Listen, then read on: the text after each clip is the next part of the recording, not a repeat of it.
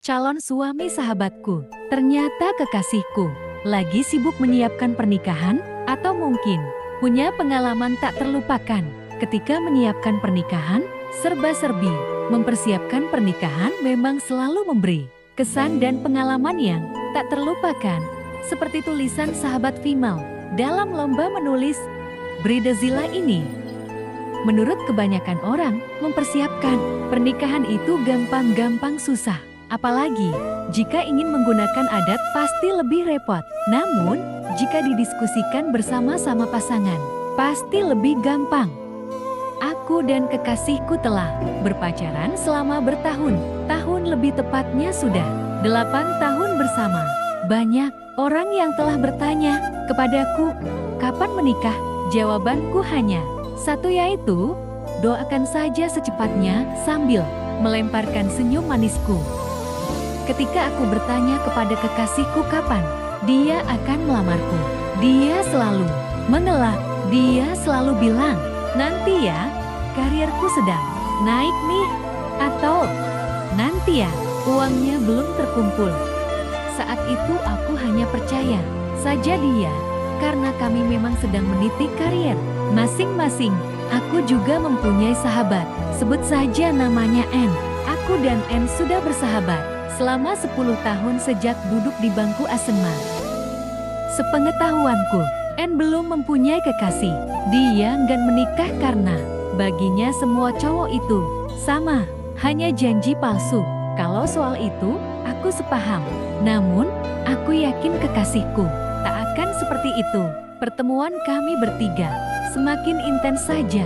Terlebih lagi sahabatku suka nebeng naik mobil kami. Saat itu, aku tidak mempunyai pikiran negatif sedikit pun tentang mereka.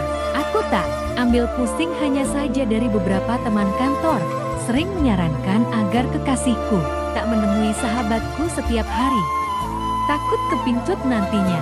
Saat temanku berkata seperti itu, ada perasaan berkecamuk di dalam diriku. Apa benar akan terjadi seperti itu? Semoga saja tidak. Hubunganku mulai goyah saat jalan tahun ke-8. Kekasihku sering tak memberi kabar jika dia pergi. Jika diajak jalan, dia selalu mencari alasan.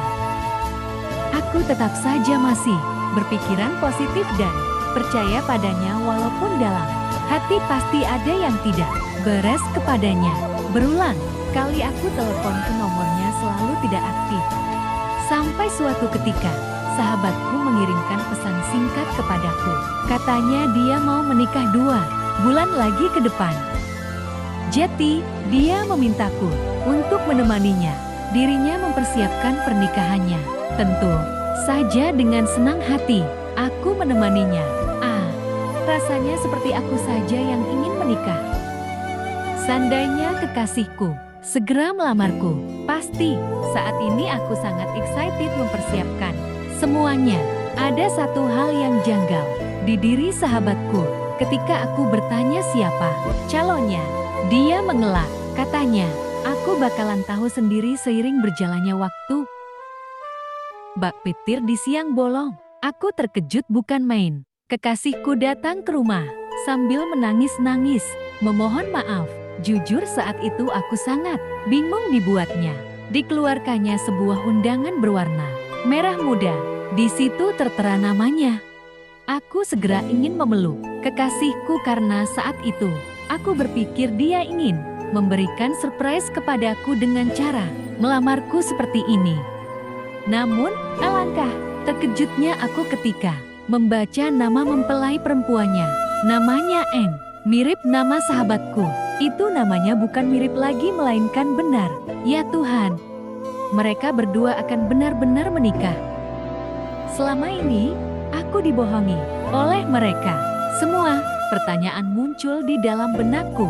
Kapan mereka berpacaran? Kapan mereka merencanakan semua ini? Hatiku hancur saat itu juga. Tak kusangka, kekasih yang aku percayai selama 8 tahun ini, aku yang selalu menemaninya saat suka dan duka. Bahkan aku orang yang dia bohongi selama ini. Pantas saja dia selalu menghindari pertanyaan, kapan menikah? Kenapa harus aku yang kalian bohongi? Dan untuk sahabatku, yang kutemani dia mempersiapkan pernikahannya. Dengan harapan suatu hari nanti, aku juga akan seperti dianya menikah dengan lelaki pilihanku. Ternyata aku salah. Lelaki yang akan menikah bersama sahabatku itu ialah kekasihku sendiri. Lebih tepatnya mantan. Kekasihku dan lelaki pilihanku ternyata tak baik untukku.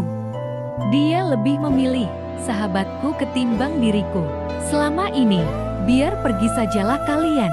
Tinggalkanlah aku sendiri di sini bersama harapan. Harapan untuk menikah yang kian pupus. Terima kasih kepada kalian karena telah mengajariku rasa sakit yang amat dalam. Selamat berbahagia untuk kalian berdua walau hanya ucapanku yang datang menemui kalian. Dari kisah tadi, pelajaran apa yang dapat kita ambil? Tulis di kolom komentar.